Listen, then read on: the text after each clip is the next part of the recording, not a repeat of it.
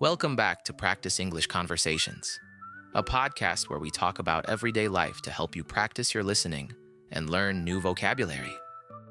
I'm really excited to share today's episode with you because it's about something special that just happened, my birthday. My birthday was on November 9th, so first of all, thank you so much for all the birthday wishes on Instagram and YouTube. It was so nice to see all the messages, and I really appreciate each and every one of them. This year, I turned 29 years old, which feels a little surreal, honestly. I don't feel too different yet, but this past year was full of really important personal discoveries for me. I've been learning a lot about myself, and I think that's going to shape how I approach the next year of my life. But maybe we'll talk about that in another episode, because there's a lot I could say about it. To be honest, I'm not super big on celebrating my birthday. I know some people love to throw huge parties, and that's awesome. But that's just not really my style. This year, I didn't throw a huge party or anything, but I still got to celebrate little by little all week long. I had so many friends reach out to me, offering to take me out for lunch or dinner, and that's always so nice. It really makes me feel loved and appreciated. This year, my birthday fell on a Saturday, which was perfect. A few of my close friends and I got together for dinner and drinks, and we ended up going to a karaoke bar afterwards. It was so much fun. I love karaoke because it doesn't matter how good or bad you are at singing. It's all about having fun and enjoying the moment.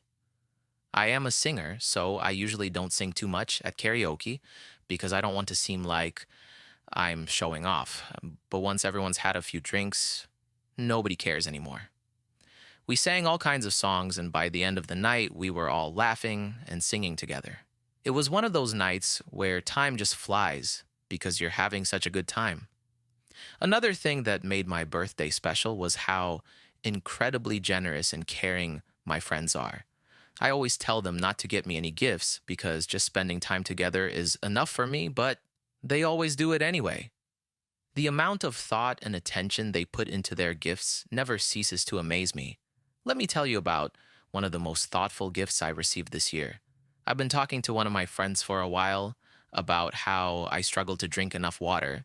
I always feel like I'm not drinking enough because I can't keep up with stocking up on water consistently. So, do you know what he got me? He surprised me with a water delivery service subscription for 6 months. They deliver big 5-gallon water jugs right to my doorstep. It's so convenient, and I'm so grateful for his thoughtfulness. And if that wasn't enough, another friend coordinated with him and got me a water cooler. It's a water dispenser that I can put one of those big water bottles in, and I can get fresh, cold water anytime I want. It's such a practical gift, and I absolutely love it. It's like they both paid attention to something small that I mentioned in passing, and they turned it into this really meaningful, useful gift. But that's not all.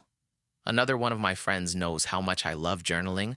I've been journaling for years, and it's something that helps me reflect on life and stay grounded. She got me this beautiful, high-quality notebook that I can use for journaling.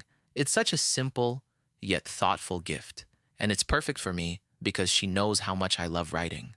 It's moments like these that remind me how lucky I am to have such amazing friends in my life.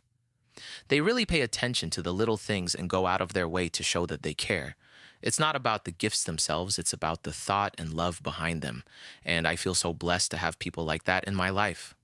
I think the biggest lesson from this birthday is that even though I'm not big on throwing parties or making a huge deal out of my birthday, it's still such a wonderful time to reflect on the relationships I've built and the people who matter to me. Sometimes, it's the little things that make the biggest difference, whether it's sharing a meal with a friend, going out, or receiving a gift that shows someone really listens to you. As I move into this next year of my life, I want to continue to nurture those relationships and be as thoughtful and caring as my friends have been to me. That's what really matters in the end, how we treat the people we care about and the connections we build along the way. Thank you again for all the birthday love, and thanks for listening to this episode of Practice English Conversations.